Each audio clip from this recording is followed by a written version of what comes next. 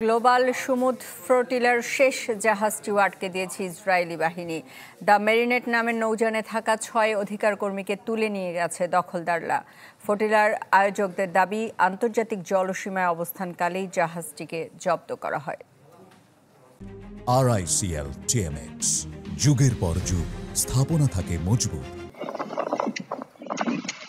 মানবিক নৌবহরে ইসরায়েলের চরম অমানবিক আচরণের সাক্ষী হলো বিশ্ব।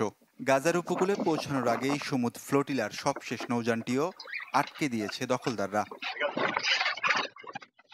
শুক্রবার সকালে ম্যারিনেট নামের নৌযানটিতে জলদস্যুদের মতো হামলে পড়ে ইসরায়েলি নেভি। তুলে নিয়ে যায় ৬ মানবাধিকার কর্মীকে। ফ্লোটিলার আয়োজকদের দাবি, গাজা থেকে প্রায় ৪২ নটিক্যাল মাইল দূরে আন্তর্জাতিক জলসীমায় অবস্থান করছিল পোল্যান্ডের পতাকাবাহী নৌযান ম্যারিনেট। এরপরও নিয়ম লঙ্ঘন করেই বাধা দেয় ইসরায়েল। এর আগে আটকে দেওয়া হয় আরও ৪৩টি নৌযান। আন্তর্জাতিক একাধিক গণমাধ্যম বলছে, অনশন শুরু করেছেন ইসরায়েলি বাহিনীর হাতে বন্দী থাকা মানবাধিকার কর্মীরা। শেষ খবর পর্যন্ত শতাধিক অধিকার কর্মীকে নেওয়া হয়েছে কুখ্যাত কেতজিয়ত কারাগারে। সেখান থেকে তাদের ইউরোপ ফেরত পাঠানো হবে বলে জানিয়েছে তেল আবিব।